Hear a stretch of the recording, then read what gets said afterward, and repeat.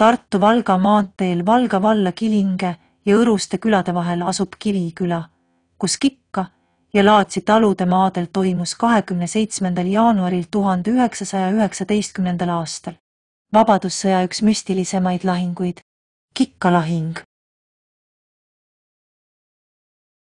Pärast Tartu vabastamist 14. jaanuaril viibis Kuperjanovi pataljon linnas lühikesel puhkusel ning täiendas oma koosseisu. Legendaarsust kogunud leitnant Kuperjanovi pataljoniga liituda soovijate arv ületas 1000, mistõttu suunati suur osa vabatahtlikke teistesse väeosadesse. Soomusrongid võitlesid Elva all, kus kindral Laidoneriga kohtumisel kerkis ülesse küsimus abijõudude vajaduses. Valik langes Kuperjanovile, kelle esimene rood saabus eesliinile juba 23. jaanuaril. Järgmisel päeval ühinesid nendega teised, kokku ligi 500 sõjameest. 26. jaanuaril olid Rõngu ja Puka vabad. Puka piirkonnas viibis nüüd 2 soomusrongi 300-mehelise dessandiga, Kuperjanovi pataljoni 3 roodu 360 sõjamehega ja 25-meheline ratsakomando. Sõjasaagina saadi 7 suurtükki. 4 roodust 1 loovutas Kuperjanov appi Tartu kaitsepataljonile selle löögivõimsuse suurendamiseks, sest pataljonil oli raskusi Pika silla vallutamisega. Terve päev puhati Puka mõisas ning oodati järele soomusronge, kuna raudtee oli enamlaste poolt tõsiselt rikutud.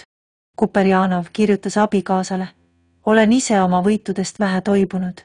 Nüüd rehkendan ja kaalun, kuidas edasi toimetada ja olla. Praegu on vagane, enamlased hakkavad endid vähehaaval koondama, vannuvad 3-kordsete sõnadega ja lubavad kõik pihuks ja põrmuks teha, kuid edasi tulla kardavad. Täna saatsime vaenlasele tema enese suurtükkidest mitu pirni. Kui tegemist tuleb teha, siis mõseme nii, et punastel suled lendavad." Bolševikke arvati piirkonnas 2300 sõjameest, sealhulgas 1., 4. ja 9. Läti kütipolk, Vjatka 83. polk, Siberi 53. polgu osad, hiinlaste miinidivisjon ja 17 kahurit. Raudteel liikus 2 punasoomusrongi. Vastase arvukust ei olnud kerge hinnata, sest üksused ei olnud pärast kaotusi Elva all enam täies koosseisus. Neid formeeriti pidevalt ümber, osasid täiendati, teisi saadeti kurnatuna tagalasse. 29. jaanuaril kirjutas ajaleht Põhja-Kommuuna: "Täna jõudsid 40 kaitseväelast, kes Valka kaitsesid siia. Surmani väsinud meeste kehasoojus oli alla 36 kraadi. Puka all sai lätlaste tukkumi polk raskesti lüüa. Soomusrongide ülem kapten Parts kirjutas: "Need maailmasõjas vilunud veteraanid said säärase nahataia, mida sakslasedki riia all neile anda ei suutnud." Ühes lahingus tormas Kuperjanov ratsa tukkumlaste 48 liiniste haubitsate patareile kallale. See sündis nii kiiresti, et punased ei jõudnud enam suurtükkidele hobuseid ette rakendada, et neid ära viia. 83. kütipolgu sõdurid pärinesid Vjatka kubermangust. Neid lülitati jaanuari alguses Eesti vallutamisel 7. armee koosseisu.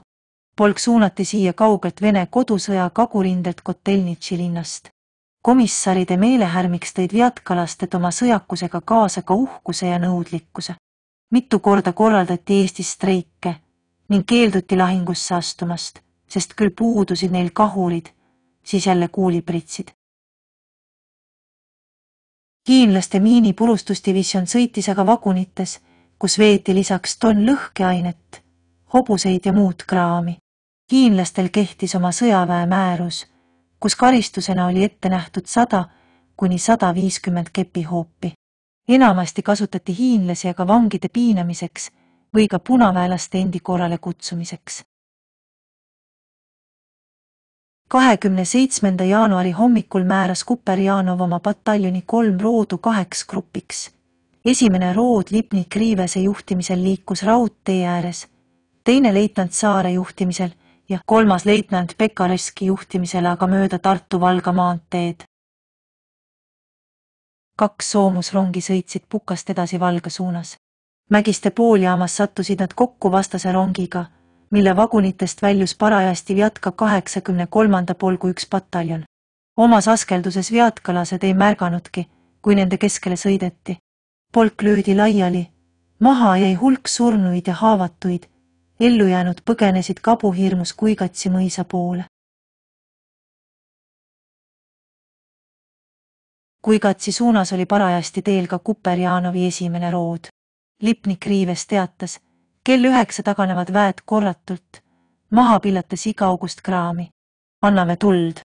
Meie teel hästi palju vaenlase haavatuid, kes talumajades peidus. Kell 11 kõik korras, tungime peale kiirel sammul. Kuperjanovi teine ja kolmas rood liikus Tartu-Valga maanteel otsides läbi teele jäävaid talusid. Kell 7.15 toimus Vaardi küla juures veidi eespool liikuva teise roodu osaga kokkupõrge vaenlasega. Teel sõitis neile vastu vaenlase soomusauto, mis suruti kuulipildu ja tulega taanduma. Hukkus päeva esimene kuperjanovlane, leiti ka surnud lätlane ja hiinlane. Pärast tulevahetust määras Kuperjanov mõõkadega ratsakomando kõigi ette. Algas vaenlase armutu tagaajamine. Salk ratsutas peatumata kuni keerdi koolimajani, korjates teelt relvi ja sealt suunduti Priipalusse. Kell 9 jõudsid Priipalu kiriku juurde ka teine ja kolmas rood. Esimene Läti nõukogude polk ja 6. polk taganesid. Ala kõrtsi juures korrastasid nad oma ridu ja andsid vastu tuld. Hukkus sõjamees 3. roodust. Kell 9.30 jõuti Killinge taluni. Siin korrastasid roodud ridu ja kell 10 jätkati liikumist. Kadunuks jäi ratsanik sidemees. Samal ajal kell 10 hommikul peatusid soomusrongid juba Geeni jaamas. Siin saadi sõjasaagiks 2 vastase rongi. Ühes neist põles rünnaku tagajärjel vagunitesse sisse 35 hiinlast. Killingest edasi liikus Kuperjanovi teine rood ahelikus 2,5 maanteed ja 3,5 kilomeetrit neist tagapool. Sidet hoidsid nii maanteel kui ka raudtee poolse esimese rooduga kiired ratsavirgatsid. Rindel oli tekkinud olukord, kus vaenlase erinevate polkude osad hajutati üsna suurele alale laiali. Mägiste pooljaamas Soomsurongi poolt segi paisatud Vjatka 83. polgu esimene pataljon kartis ümber piiramist ning taganes kiirkorras Tartu-Valga maantee suunas, et ühineda maanteel liikuva soomusauto ja Läti küttidega. Vjatkalasi oli 600 ja neile lisaks 50-meheline ratsaeskadron. Kell 10.45 jõudsid maanteel liikuvad Kuperjanovi roodud Kikka talu kohale. Eespool liikus luuresalk, et ennetada kokkupõrget taganeva vastasega. Laatsi ja Kikka talude lagedal väljal märkasid äkki sõjamehed üllatusega, et metsast väljus suurearvuline ahelik. Kuna mõlemad ahelikud liikusid samas suunas, siis arvati, et need on esimese roodu omad, raudtee äärest. Imestati veel, kuidas see küll nii suureks on paisunud. Ka punased ei märganud ohtu, sest ka nemad pidasid eestlasi oma seltsimeesteks. Vabadussõja alguses kasutasid eestlased nii koduseid kasukaid kui ka vastaselt sõjasaagina saadud sineleid mütse. Seega paistsid kaugemalt vastaspooled sarnastena. Kasutatavad eraldusmärgid ei olnud aga eemalt vaadates äratuntavad, mistõttu kumbki pool ei suutnudki alguses teineteist tuvastada. Nii liiguti külg külje kõrval mõnda aega punastega ühel sammul edasi, kuni kuperjanovlaste vasak tiib märkas peagi eksitust. Nimelt kuulsid nad venekeelset kõnelust ning avastasid, et tundmatud olid kõik riietatud hallidesse sinelitesse. Eksitust märgates kargas leitnant Saare rood vaenlasele hurraaga peale. Vastased, kes olid metsast põllule jõudnud tulla, taandusid kiirest tagasi, mõned viskasid püssid maha ja andsid alla. Samal ajal algas kuperjanovluste seljataga kõva tulistamine ning hetke pärast ilmus metsaservale ahelik, kes võttis lagedale väljale jääjad kõva tule alla. Punased tungisid kiiresti maanteeni, kus neile langes saagiks 3. roodu kuulipilduja.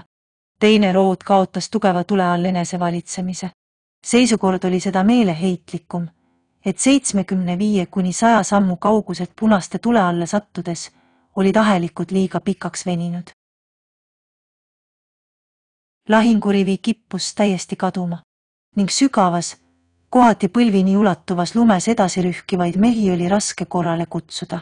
Ohvitserid karjusid hääled kähisema. Sõdurid aga ei kuulnud neid või mõistsid valesti.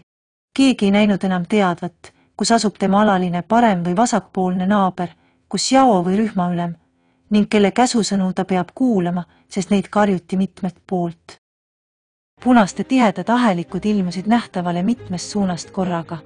Ridadega oli palistatud terve metsaveer ning lai talueelne põld. Surmkindel oma edus tungis vastane sõjakisaga kuperjaanovlastele peale. Sõdurite hulgas tekkis segadus ja paanika ning seisukord muutus enam kui kriitiliseks. 3 kuulipildujat oli juba kaotatud. Mis aga edasi sündida võis, seda ei teadnud keegi. Seisukord oli meeleheitlik.